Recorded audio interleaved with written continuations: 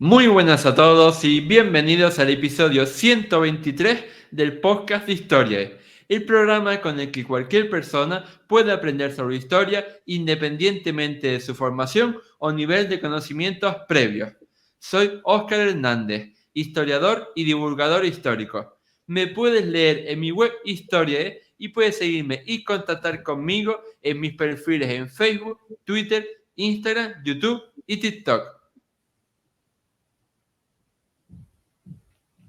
A lo largo de los años y a lo largo de cada año natural, millones de personas visitan un país tan turístico como Egipto para asombrarse y deleitarse viendo, por ejemplo, las pirámides de Giza, que son uno de los monumentos más famosos, no solo de Egipto, sino en general de todo el planeta.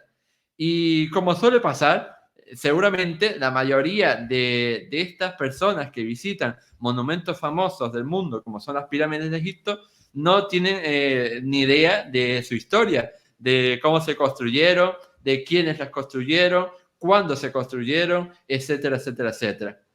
Y bueno, pues para cubrir, digamos, este vacío de conocimiento, esta laguna, he querido hacer este programa y por supuesto, tengo que admitirlo, también para desmontar todas estas teorías locas y algunas no tan locas sobre las pirámides. Porque no, amigos, aunque cueste mucho de creer, no las construyeron alienígenas reptilianos que vinieron de la constelación de Orión.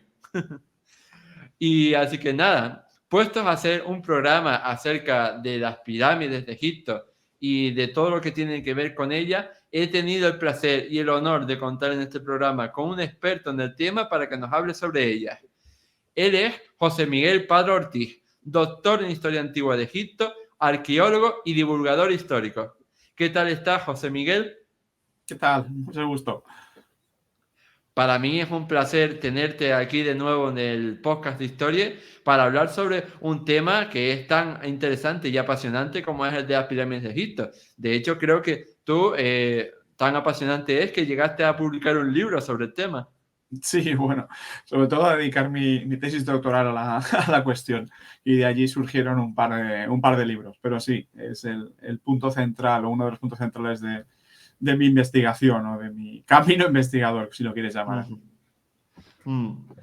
Y yo creo que a lo mejor lo primero que deberíamos pensar, ¿no? Lo primero que deberíamos resolver es precisamente la función que cumplían estas pirámides en general, ¿no? No solo las de Giza, ¿sabes? Porque hay muchas más. Pero, ¿qué función cumplían las pirámides en el Antiguo Egipto? Desde luego, ya, o sea, tenemos que empezar por aquí para, para todas las personas que ya tienen en su mente la imagen de las pirámides, pero nunca se han parado a pensar, ¿no? Para qué servían o qué propósito tenían. Bueno, el propósito es muy sencillo, era simplemente guardar el cadáver momificado del faraón y permitir que se conservaran para toda la eternidad. Lo que pasa es que luego hay más cosas, muchas más cosas, porque la pirámide es el edificio más visible, o el que todavía se conserva en pie en algunas ocasiones, de un conjunto monumental compuesto por bastantes más elementos. El primero es el templo bajo, el templo del valle, luego hay una calzada de acceso que comunica ese templo con el templo alto o el templo funerario, que está pegado en muchas ocasiones a la propia cara de la pirámide, la cara este, por lo menos a partir de la cuarta dinastía.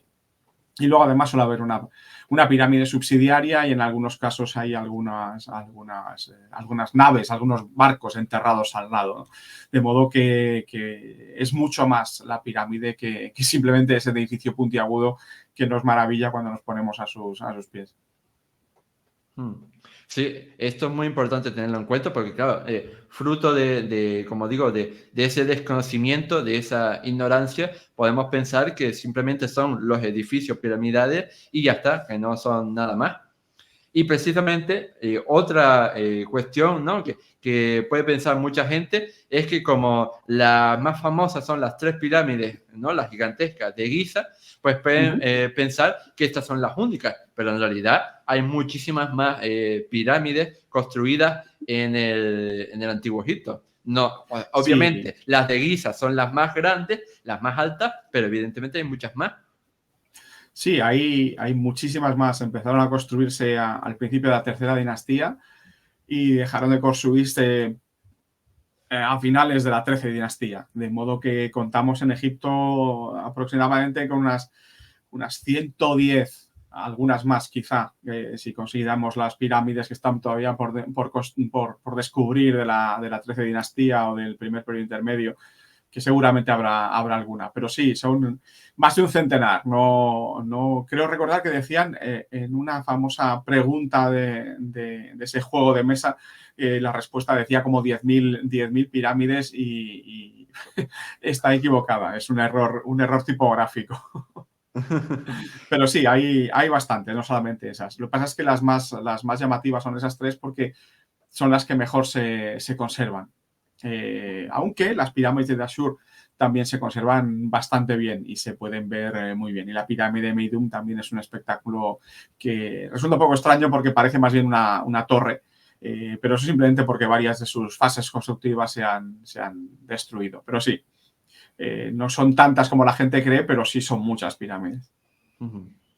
Y has dicho varias perlas, varias claves en tu intervención sobre las que nos centraremos ahora. Porque claro, también la gente cuando ve las tres pirámides de Giza famosas, ¿no? La de Keops, Kefren y Miserino, pues entonces uno puede pensar que todas las pirámides que existen fueron así perfectas, de caras lisas y perfectamente ejecutadas y que han llegado perfectamente conservadas hasta la actualidad.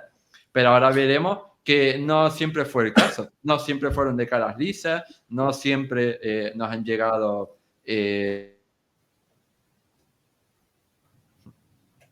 Y precisamente otra de las cosas que quería decir antes de meternos en esto es que no todas las pirámides de esta región, ¿no? De esta zona de África, se conservan digamos, en las mismas zonas, ¿no? de Egipto, porque también, y son mucho menos conocidas, están las pirámides de Meroe en Nubia. A lo mejor podrías hablarnos de las similitudes y diferencias que hay con las pirámides más famosas. Bueno, las pirámides de Nubia son completamente diferentes.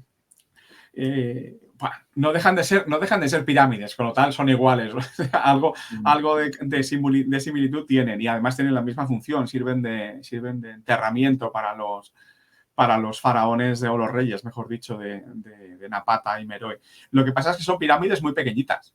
Son de unos 20 metros de lado y otros 20 de alto si llegan. De modo que eso es lo que hay. Lo que pasa es que es lo que pasa, que los nubios, después de estar tanto tiempo bajo el dominio egipcio, un dominio periódico porque constantemente se sublevaban y durante los periodos intermedios se dejaron otra vez, se quedaron libres, por así decirlo, del dominio egipcio, pues acabaron aculturándose bastante, hasta tal punto que los faraones de la 25 dinastía son faraones nubios que decidieron conquistar Egipto para poner un poco de orden porque se consideraban los legítimos herederos de lo que era la gloria faraónica. De modo que esas pirámides nubias, que también hay un número bastante elevado de ellas, son muy pequeñitas. Cuentan solamente con un templo adosado y la cámara funeraria siempre está debajo de la pirámide y tienen alguna decoración y esa es toda la similitud, que no es poca. Son pirámides de ladrillo pero claro, construidas con sillares bastante pequeños. No nada parecido al caso de Keops o al caso de Kefren, que son también las pirámides más grandes y con las que uno se puede acabar siempre haciendo la comparación, ¿no? Pero no, esa es la diferencia de la similitud. Son pirámides, son tumbas, pero son muy pequeñitas. Y Y son de piedra. obviamente.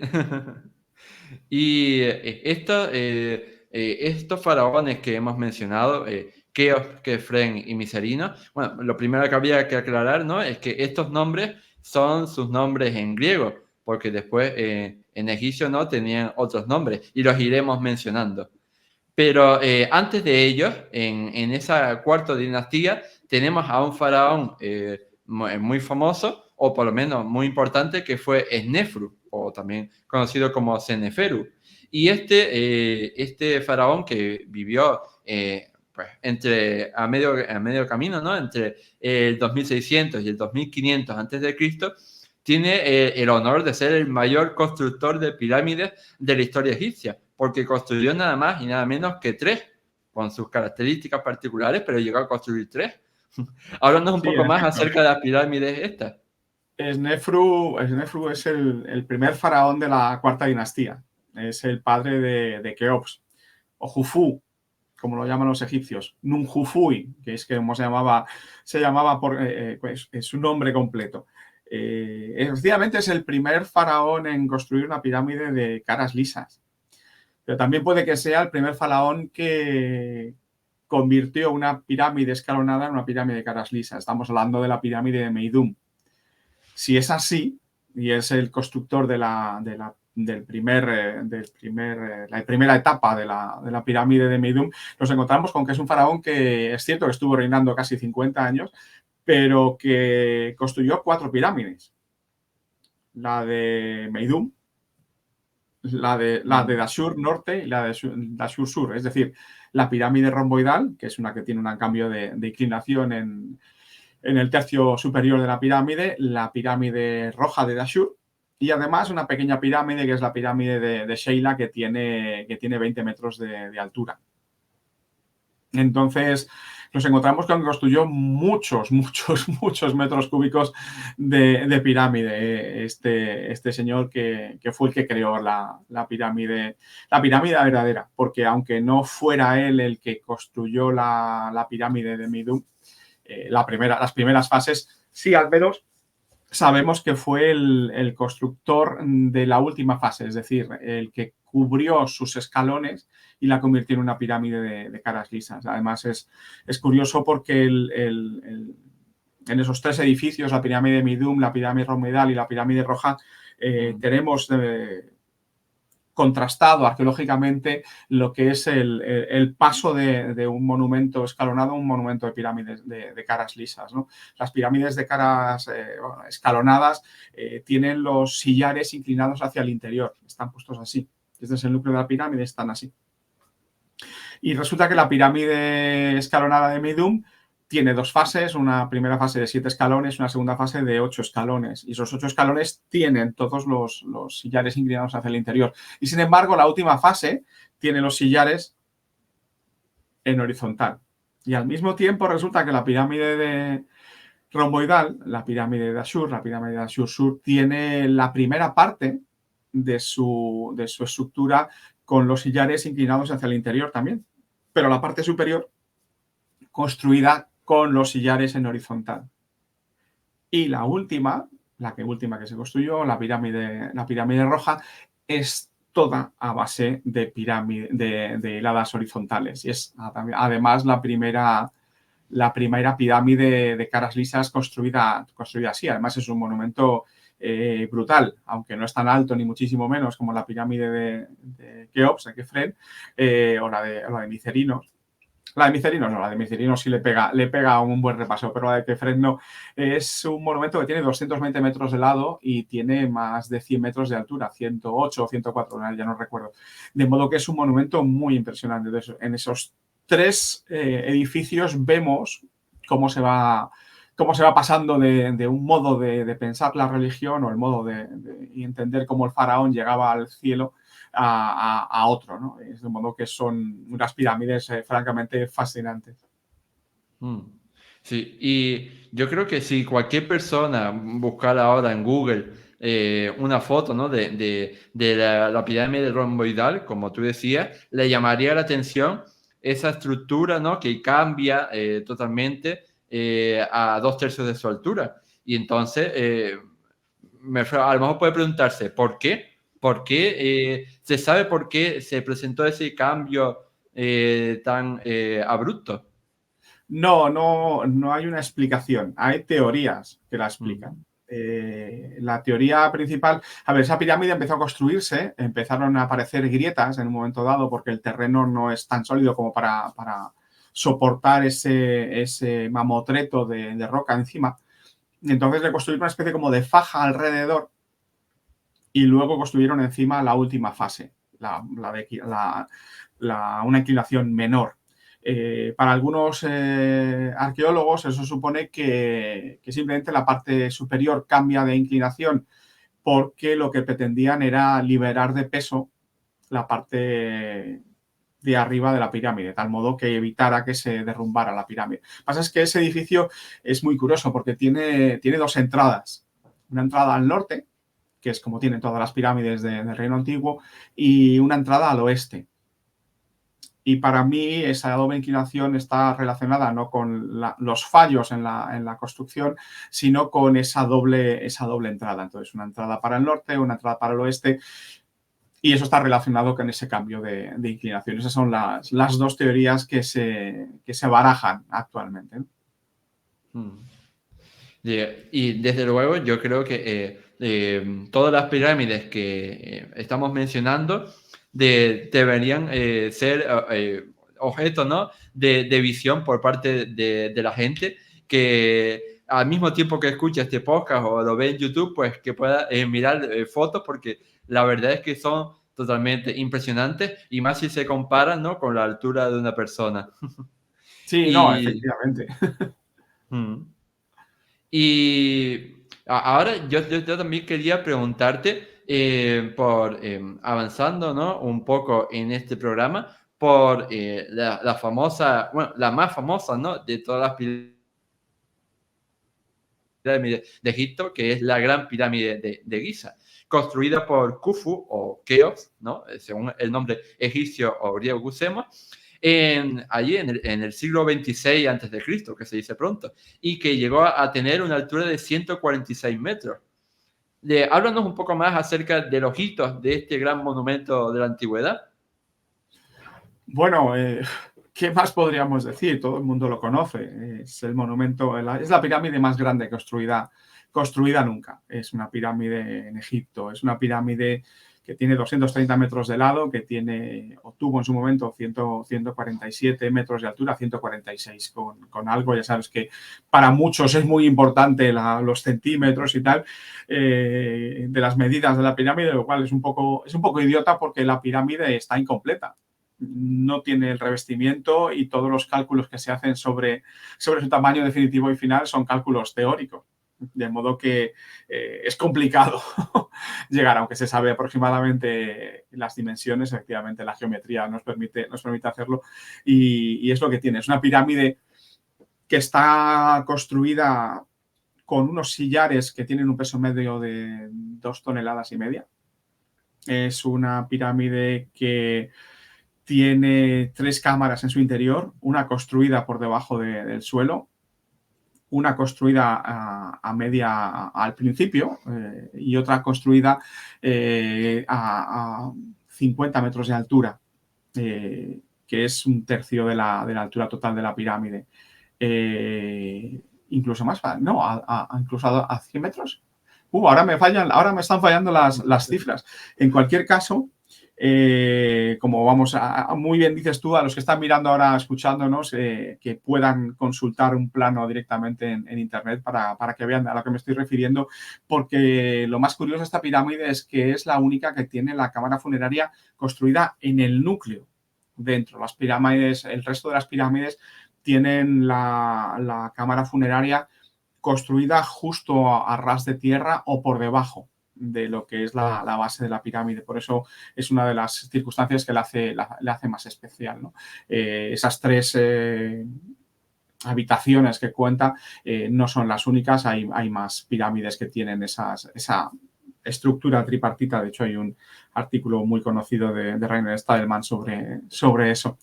¿Y qué más podríamos decir? Pues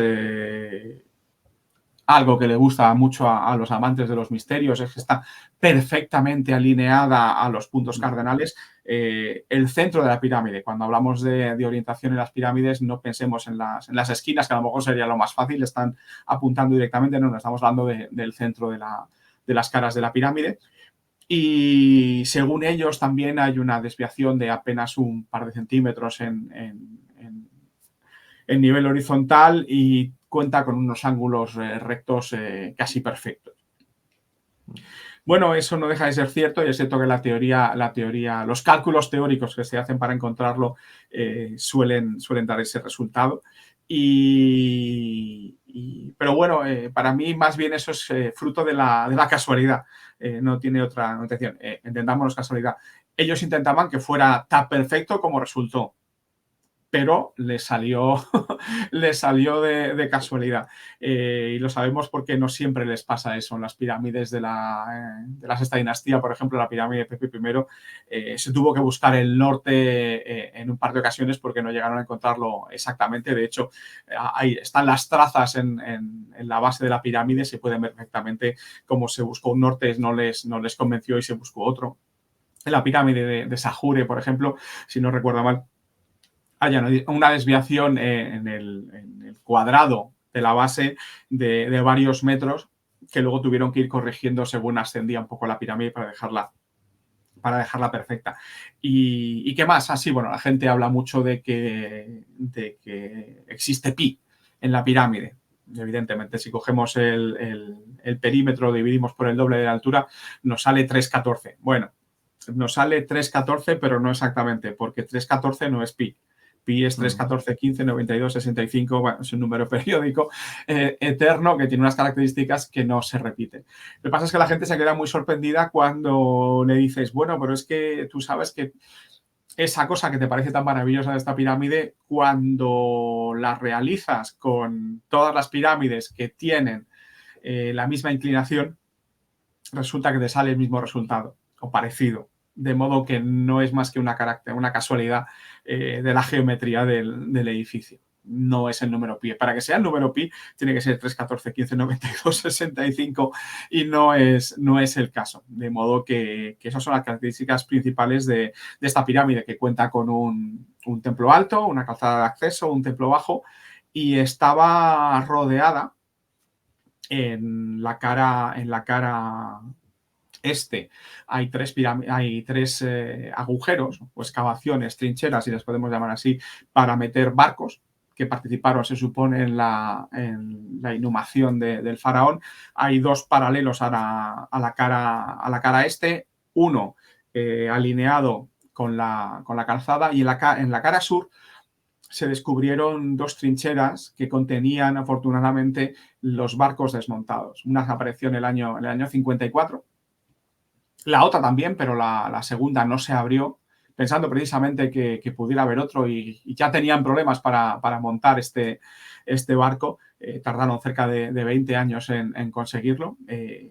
Fue un trabajo espectacular ímprobo. Y el caso es que en el año 88, por ejemplo, gracias a la National Geographic, se decidió hacer un agujero estanco para meter un endoscopio, una cámara, y comprobar si efectivamente eso que se suponía o se sospechaba, que es que había dentro un segundo barco enterrado, pues se comprobó que era cierto. Y ese es el barco que están empezando a montar ahora, o llevan excavando cerca ya de 10 años, yo creo, los egiptólogos japoneses de la Universidad de Waseda en Tokio, ¿no?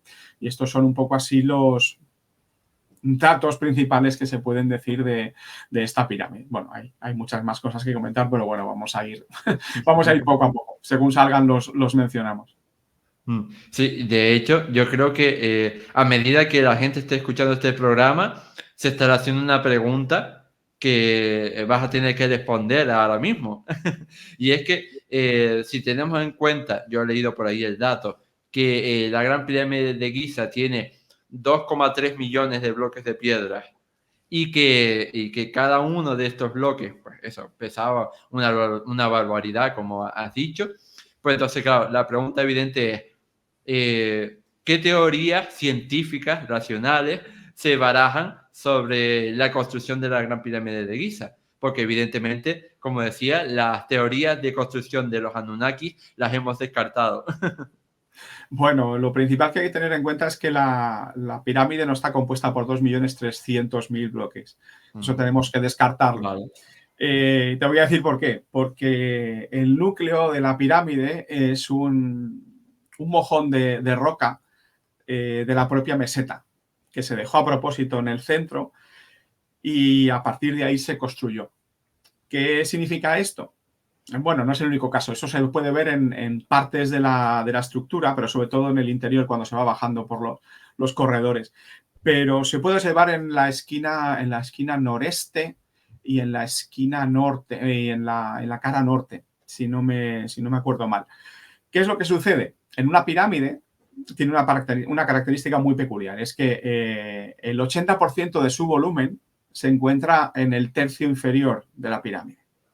De modo que si tenemos un mojón de roca que está situado en ese tercio inferior, ese mojón de roca nos permite librarnos de tener que construir cerca del 40% o el 20%. En el caso de la pirámide de Keops, creo que el cálculo es un 25 o una cosa así. En la pirámide de Kefren es donde mejor se observa, porque si uno se va a la cara oeste, puede comprobar que las tres primeras hiladas no están excavadas, no están construidas con sillares, sino están talladas en la roca. Y donde mejor se puede observar de todo es la pirámide de Yedefre, que es el hijo y sucesor de Keops, que está construida a unos 8 o 10 kilómetros al norte de Giza, en Abu Rowas.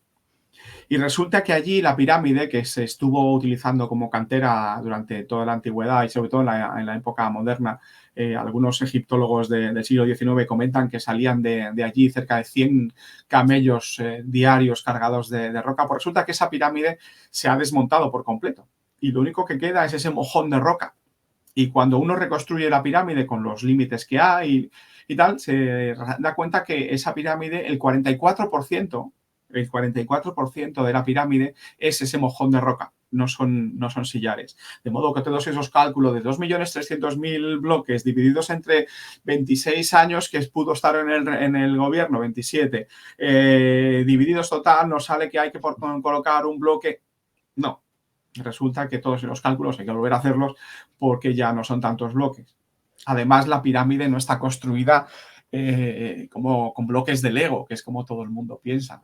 No, los bloques de Lego se ven muy bien en la capa externa, porque todas las pirámides están construidas con un núcleo interior, en este caso es un núcleo de piedra, alrededor hay bloques muy grandes, por supuesto, pero que cuando se puede se van rellenando con otros bloques más pequeños y el espacio entre medias se llena de arena.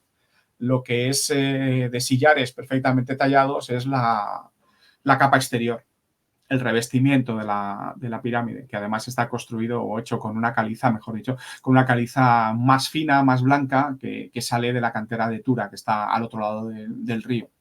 De modo que, bueno, tenemos que empezar a hacer ese cambio de mentalidad, ¿no? Se sabe, y cada vez se van sabiendo más cosas, que el interior de la pirámide no tiene tantos bloques ni tanta dificultad. Bueno, la dificultad existe, por supuesto, pero en fin, ya me entiendes. No es necesario un rayo láser y una grúa de antimateria para conseguir construir la pirámide, y mucho menos una receta que permite que permite reblandecer la piedra, convertirla en un líquido y luego volverla a solidificar. Sí, y yo creo que es la mejor intervención que podía esperar porque al fin y al cabo en este programa nos encanta y estamos muy dedicados a hacer todo tipo ¿no? de contenidos que desmonten bulos, tópicos, mitos, fake news de la historia y en este caso pues también es uno de ellos, incluso uno que lo había leído y me lo había creído, así que soy uno más de ellos. No tienes que creértelo, porque ese es el dato que se está utilizando siempre. Que la pirámide de Kefren tiene esos escalones tallados, se sabe desde siempre. Lo que pasa es que luego se han hecho estudios, vamos avanzando, se han hecho estudios que han calculado ese volumen del total de roca. Entonces, si resulta que todas las pirámides están construidas así, bueno, pues ya no es tan complicado, mejor dicho, no es que no sea tan complicado, es algo menos complicado y es algo más sencillo de entender cómo se construyeron. Y pasando a la otra gran teoría favorita de los frikis, ¿no? De los misterios. Porque yo creo que todavía incluso puede llegar a predominar en el imaginario colectivo esa teoría, ¿no? Esa visión de las pirámides de Egipto construidas por esclavos que trabajaban a latigazos. Bueno, porque es algo muy, muy visual y porque resulta que las descripciones más antiguas que poseemos nos las han dejado autores griegos y romanos que vivían en una sociedad esclavista, donde un porcentaje muy amplio de la población era esclava. En el caso de Egipto no era así. La respuesta sencilla cuando alguien me pregunta es no, en Egipto no había esclavos. Ya está.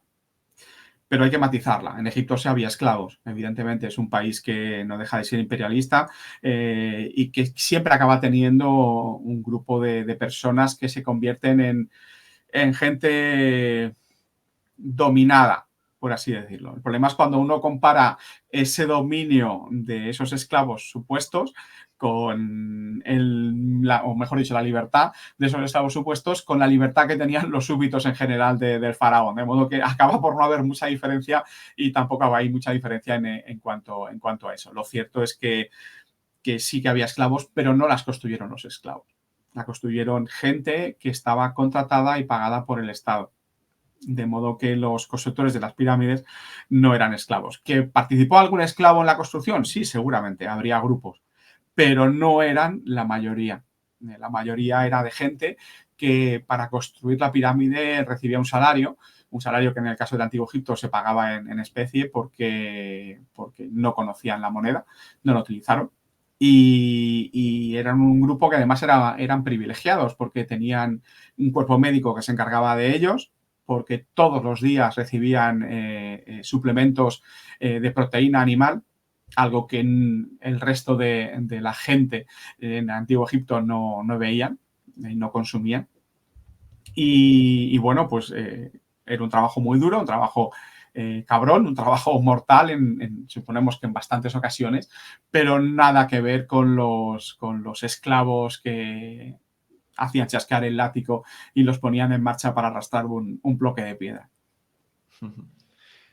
Y otra cosa que a lo mejor no conocían nuestros oyentes es que al lado de la Gran Pirámide de Giza, de la pirámide de Keops, concretamente al este, hay 4 pequeñas pirámides subsidiarias que sirvieron para albergar a las esposas, ¿no? A las reinas de Khufu. Y a lo mejor la gente no se daba cuenta de ellas. ¿Puedes hablarnos un poco acerca de estas pequeñas pirámides de las reinas? Sí, son lo que se llama pirámides de las reinas. En principio, hemos de suponer que fueron dedicadas a personas femeninas de la corte del faraón. Entonces entendemos que a su reina principal y a sus hijas principales. Siempre se había pensado que había 3 pirámides, porque eran las más visibles, son pirámides que tienen un tamaño importante. Evidentemente se quedan enanas comparadas con la pirámide de Keops, pero bueno, son edificios de gran tamaño. Y en el año 86 se descubrió una 4ª pirámide que está situada justo delante de la esquina sureste de la pirámide. Es muy pequeñita y está completamente arrasada. Básicamente quedan algunos sillares del perímetro. Curiosamente, el piramidón. Y lo que queda es el agujero excavado en la tierra para construirse. Y ¿cómo es posible que en Giza no se descubriera antes? Bueno, porque a pesar de lo que pueda parecer, no todo está excavado. Y hay cosas que llevan siglos excavadas visitándose, pero que no están excavadas del todo. Y en este caso, alrededor de la pirámide, lo que había era una carretera asfaltada. Entonces, para organizar mejor un poco las visitas y la gestión del público, que cada vez era mayor y que cada vez estaba visitando con más asiduidad la pirámide, lo que se hizo fue quitar esa carretera de tal modo que dejara de atravesar o de pasar por delante o por encima del templo funerario, y al mismo tiempo desviar el camino o digamos el recorrido hacia el otro lado, por delante de la cara norte y de la cara, sobre todo de la cara oeste. ¿Y qué es lo que pasó? Bueno, pues que al quitarlo, pues bueno, vamos a limpiar y apareció esa pirámide. Sucedió lo mismo con esas dos barcas que hemos hablado hace un momento, las barcas funerarias de Keops. Pues resulta que aparecieron cuando se estaba limpiando de escombros la cara sur. Porque a pesar de lo que pudiera parecer en el año 52, la cara sur de la pirámide todavía estaba llena de escombros hasta una altura bastante respetable. Entonces, al quitar esa arena, aparecieron unas losas que estaban sujetas con una colada de yeso que tenía un color como rosita, que es algo típico del Reino Antiguo. Y resulta que, bueno, pues la curiosidad les permitió, y el trabajo duro les permitió levantar una de esas losas y comprobar asombrados que debajo había ese barco, ¿no? Y bueno, pues debemos esperar nuevas cosas por descubrir en el caso de la pirámide. Y al lado de la gran pirámide de Giza, de la pirámide de Keops, se encuentra la segunda, de hecho, ¿no? La segunda mayor pirámide del Antiguo Egipto, que fue la pirámide de Khafra, también conocido, ¿no? Por todo el mundo como Kefren. Esta pirámide, que creo que de altura tiene unos 143 metros, si no me equivoco, que tiene alguna particularidad o diferencia respecto a la de Keops. Sí, bueno, no, ninguna pirámide se parece a la de Keops. En el tamaño, esta se parece mucho. Tiene 215 metros de lado y tiene, como dices tú, 143 metros de altura. Entonces, es más pequeña que la de Keops. Lo curioso es que está construida en un pequeño altozano, que está a unos 3 metros por encima de la pirámide de Keops. De modo que cuando uno las ve juntas, la pirámide de Kefren parece más alta. Y además eso ayuda a que la pirámide de Kefren conserva en la parte superior un capuchón, que es los restos que no consiguieron deshacerse o quitar del revestimiento de caliza de Tura. Entonces, la pirámide de Keops está un poco desmochada y la otra está casi intacta, ¿no? De modo que eso ayuda. Es una pirámide curiosa que tiene dos entradas, igual que tiene la pirámide de Snefru en Dashur, la pirámide romoidal. Lo que pasa es que conducen a la misma estructura, ¿no? La misma habitación. Entonces, bueno, pues eso hace que sea diferente. Una estructura que además está construida en la base de la pirámide, no está construida dentro del núcleo del edificio, de lo que es la pirámide, ¿no? Eso es lo que hace que sea diferente. Y es un edificio, pues eso, espectacular. La verdad es que cuando uno lo ve, pues se queda asombrado. Sobre todo porque además cuenta con unos edificios que también tenía Keops. Lo que pasa es que se han conservado peor. El templo alto de la pirámide de Kefren y el templo bajo son espectaculares. Son de piedra. En el templo alto hay sillares de casi centenares de toneladas de peso, igual que en el caso de la pirámide de Micerino. Y eso no existe en la pirámide de Keops. La pirámide de Keops tiene un templo grande, pero muy pequeñito. No era poco menos que un gran patio delimitado por muros. Al fondo había un nicho y una entrada. Y eso conducía a una calzada de acceso bastante larga que terminaba en un templo bajo que se ha localizado su emplazamiento en Nazlet el Samán, el poblado, bueno, ya es una barriada del Cairo. En los años 80, cuando se hicieron unos sondeos, se iba a poner a construir unos desagües, entonces tuvieron la buena cabeza de hacer primero unos sondeos previos para ver qué había por allí. Entonces, esos sondeos permitieron encontrar y localizar ese edificio, que era muy grande, pero parece bastante sencillo, ¿no? En cambio, en la pirámide de Kefren tenemos unos templos realmente llamativos. Y eso es lo que en la dinastía siguiente acabó teniendo más importancia dentro del complejo piramidal o el complejo funerario con pirámide del faraón, porque en ese momento las pirámides pasan a ser más pequeñas, están construidas con algo menos de atención o con menos recursos, o mejor dicho, no con menos recursos, invirtiendo en ella menos recursos que se tenían y poniendo más recursos en la construcción de los templos, que además ahora están decorados con relieves increíbles de los que tenemos muy poquitos restos. De la pirámide de Keops tenemos algunos restitos de relieves, pero por ejemplo del templo alto de Sahure, de la quinta dinastía, se calcula que tenía 10.000 metros cuadrados de relieves en las paredes y solamente conservamos unos 100, de modo que hemos perdido, bueno, pues el 99% de la decoración. Bueno, no, me he pasado, el 90%, nada más. Y eso es lo que hay, esa es la característica principal de la pirámide de Kefren, que además, curiosamente, se llama la Gran Pirámide. Las pirámides en el Antiguo Egipto tenían nombres y el nombre de la pirámide de Kefren es la Gran Pirámide, mientras que la pirámide de Keops es el horizonte de Jufu. Para que tengamos una idea, para que se hagan una idea los oyentes y televidentes de lo que estamos hablando. Y sí, si cogemos cualquier foto de las pirámides de Giza, veremos que aparecen tres, dos de tamaño muy similar, ¿no? Como son las de Keops y Kefren, y una tercera más pequeñita, que es la de Micerino, que su nombre era Menkaura. ¿Puedes hablarnos acerca de esta pirámide y de por qué se quedó, digamos, en su nada desdeñable 105 metros de altura?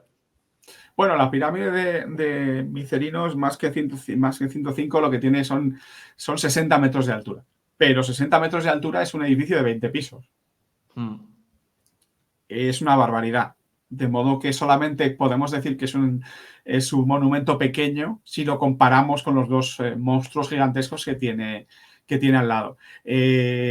Como te digo, no es es de un nieto de Keops, es el hijo de Kefren, que es hijo además de Keops, pero no es el sucesor. Digamos que la sucesión de la cuarta dinastía es Snefru, Keops, Yedefre, Kefren,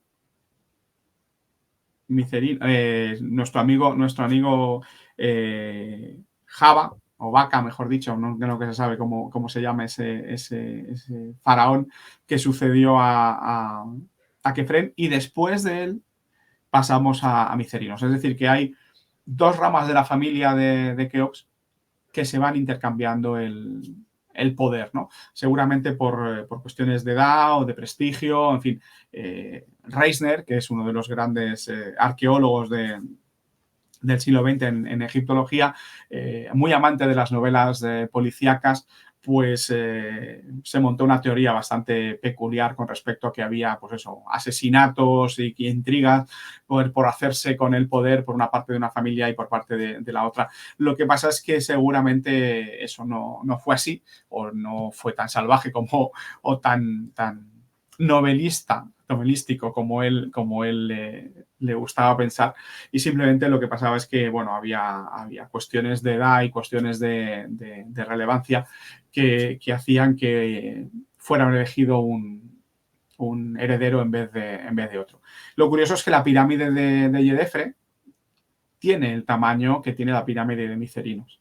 No es una pirámide que de repente dijeran, ¡guau! ¡Qué cambio! Primero dos grandes y una pequeña. No.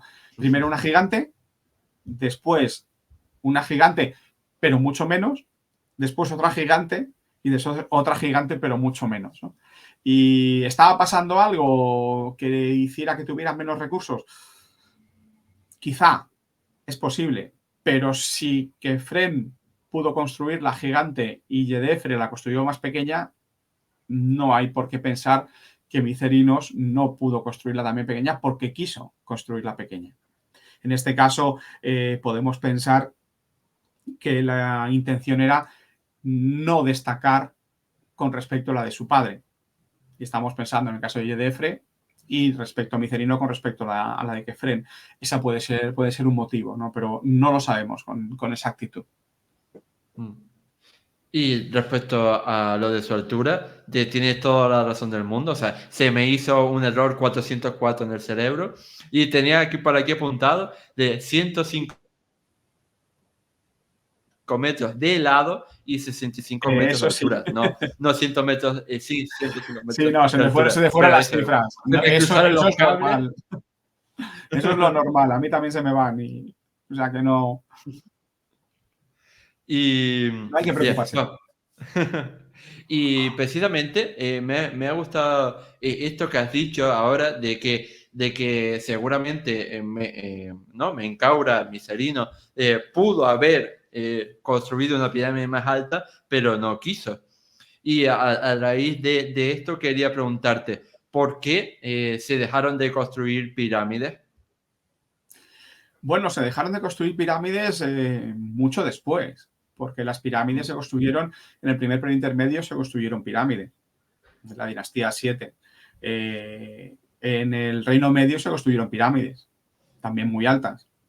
Pasa es que solamente las dos primeras son de piedra, el resto son pirámides de ladrillo, revestidas con caliza para que parezcan pirámides espectaculares, que es lo que son, o lo que eran, no deja de ser una maravilla, un edificio de ladrillo de ese tamaño bárbaro, pero nada más. Las pirámides dejaron de construirse tan grandes en el Reino Nuevo, cuando se dieron cuenta los faraones que venían de la zona de Tebas donde digamos que la costumbre era enterrarse en una tumba excavada en la ladera de la montaña y hicieron una especie de mix entre las costumbres tebanas y las costumbres menfitas.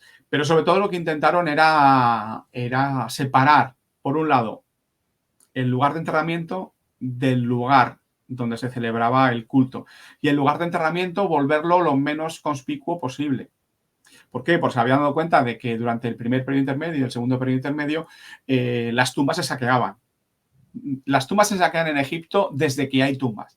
Tenemos ejemplos de tumbas predinásticas que están saqueadas a las semanas o al mes, o al poco tiempo de haber sido enterrado el difunto dentro, ¿no? Y eso lo sabemos porque Petri las excavó a finales del siglo XIX y se encontró con una tumba que estaba intacta, excepto cuando llega a una zona que hay un agujero que justamente accede a la zona de la tumba donde está el ajuar funerario. De modo que desde la época predinástica los egipcios saben que hay riqueza en las tumbas y se dedican a robarlas. Entonces, eso pasa con las más ricas de todas, que son las pirámides de los faraones. Es cierto que en el Reino Antiguo no suele haber mucho ajuar en los enterramientos, por lo menos se han encontrado intactos de gente de la nobleza y demás, de altos funcionarios. De modo que eso es lo que pasa, que se dieron cuenta de que para conservar mejor o para que hubiera más posibilidades de conservar la momia del faraón había que separar un poco y hacer que la tumba quedara un poco oculta. Pero lo interesante es que no prescindieron de la forma piramidal, porque si uno se va al Valle de los Reyes y nada más entrar mira hacia arriba, lo que se da cuenta es que hay una montaña gigantesca, se llama el Kurn, bueno, gigantesca, muy alta, que se llama el Kurn, que tiene forma de pirámide. Es una pirámide natural. Entonces, ¿qué pasa? Que los faraones del Reino Nuevo están enterrados en el Valle de los Reyes, donde se supone que no hay una pirámide para cada uno, hay una pirámide gigantesca para todos. Entonces, eso es lo que pasa. Los egipcios no dejaron de enterrarse, los faraones egipcios no dejaron de enterrarse en una pirámide, siempre dejaron de construir una, pero simbólicamente es una cosa que le gustaba mucho a los egipcios, jugar con esas imágenes visuales. Lo que utilizaron fue una pirámide que ya existía para enterrar dentro a sus faraones, como siempre habían hecho. Pues nada, llegados a este punto, tengo que decir que se me ha hecho súper corto, pero hemos llegado al final del programa. Y llegados, ¿no?, a este momento, solo quería agradecerte infinitamente a ti, José Miguel, por haber venido aquí a grabar este programa y a desmontar tantos mitos, tantos tópicos, bulos y demás, y también para ofrecernos información de primera mano sobre las pirámides de Egipto y su construcción y demás.